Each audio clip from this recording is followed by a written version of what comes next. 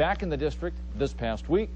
We welcome in Congressman from the 5th District of Ohio and all-star basketball player Bob Latta. Thanks very much. I'm not sure about the all-star basketball part. Congressman Latta had a chance to play with the Bowling Green high school celebrity team this past year against the 13 ABC All-Stars, and it was a spirited, very spirited contest. I admit you guys won fair and square. Fair and square. Maybe we got a little help that day. Welcome back. Thank you. Back in the district in what is a very tumultuous time in Washington. And we've heard so much about the debt ceiling. Tell us why it really should impact, or how it impacts the people in Wood County and the entire 5th District. We've heard so much about it. Looking forward to see if the United States will have the ability to borrow more money come August. Right. Well, and you're absolutely right. When you hit that debt ceiling, it means the federal government can't go out and obligate any more funds. And we're at over $14.4 trillion today, and as we mentioned a little bit beforehand, that back in 1985 we had about $1.8 trillion in debt in this country, and we just really watched that balloon up over the last, especially over the last several years. And you've got it on your website, right, Congressman, yeah, going up by the second, right. and I imagine that's to send a message. Well, it's also to let people see how fast it's going, because, you know, like as we're sitting here, we're watching about $58,000 every second being added to that debt. And it's so important because not only for our generation, but for our kids out there, because when we get to the point that we're so in debt in this country, and then other countries like China, Japan, et cetera, don't want to lend us any more money. We owe them right now $4.4 trillion, foreign governments right now, that we're in trouble in this country when it comes to how much money we've borrowed in the past. You're back home. President Obama has his first news conference in 4 months this past Wednesday. He really pressed you and your colleagues to accept some tax increases as part of the deal to cut the debt. Your response to that? Well, and one of the great things about being home and having a work period right now, I've been going through factories and businesses all week. And I haven't had anybody out there tell me, gee, we think it'd be a great idea in our business to have our taxes raised. And the number one thing we need to do is, again, cut spending, because, again, during Speaker Pelosi's 2 terms in office, we watched federal spending balloon, in some cases 23% for departments, some with stimulus spending getting about 80% increase. And so what we need to do is bring that back down and get that spending cut. One of the things that he said is that, yeah, Democrats will have looked at programs that are near and dear to their heart, and it said, yeah, we'll cut the spending, but we need tax increases on the billionaires out there. We need to cut the tax breaks for big oil. So what about that compromise? Well, again, first of all, you have to look at who's paying these taxes. Again, 1% of the United States population is paying 38%. We're almost at a situation now that 50% of the people in this country don't even pay taxes anymore.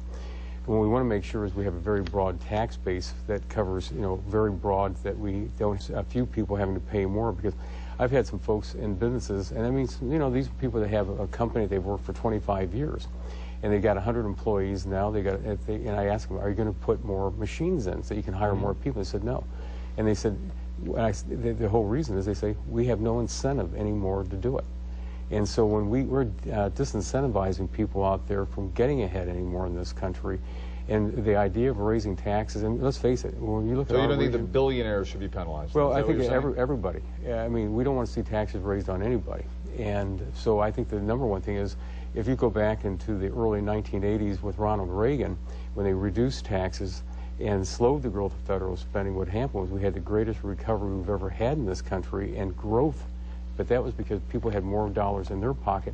And that's really becomes the difference between the two parties. We believe that the people back home know how to spend their dollars. Washington believes you send them all the dollars, and then they'll redistribute it for you. What about the tax breaks for big oil?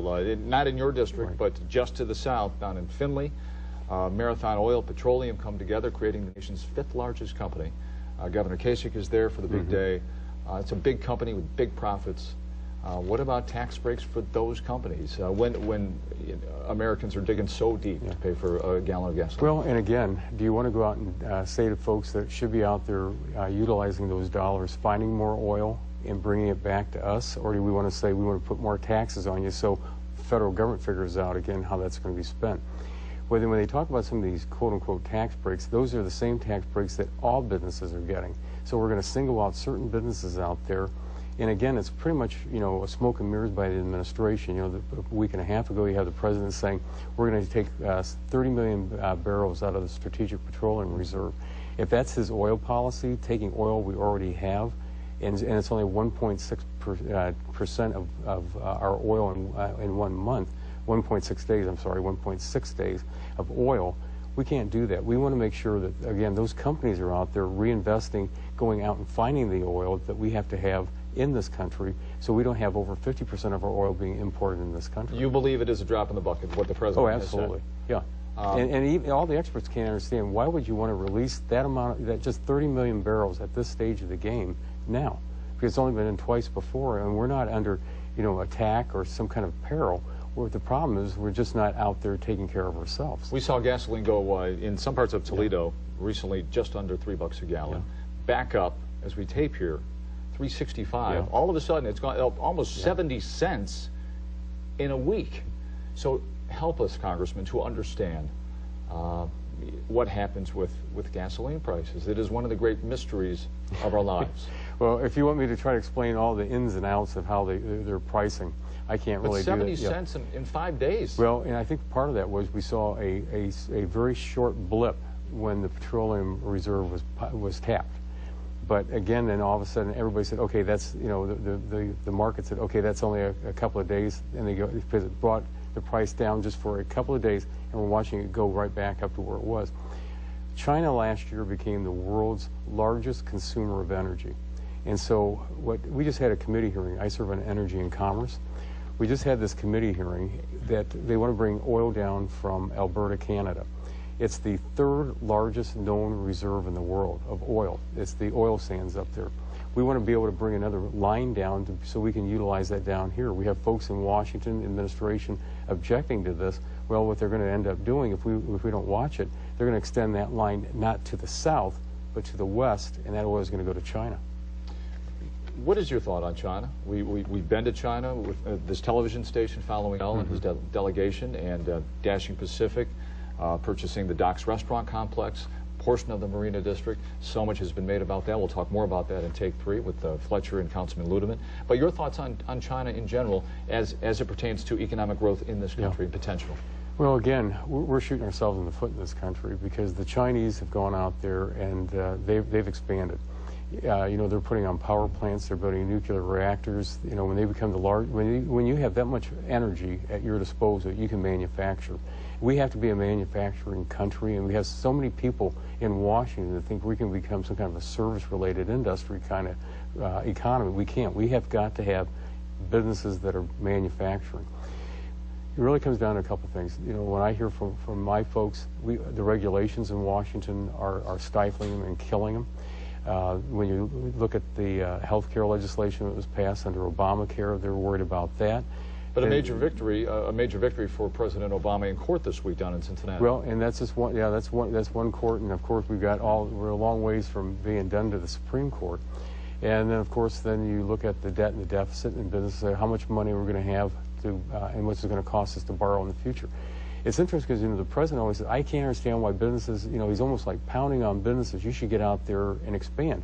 But businesses don't know what their taxes are going to be in the future. We just did a 2-year extension of the current rates last year. Businesses plan on a 5- and a 10-year cycle, not a 2-year.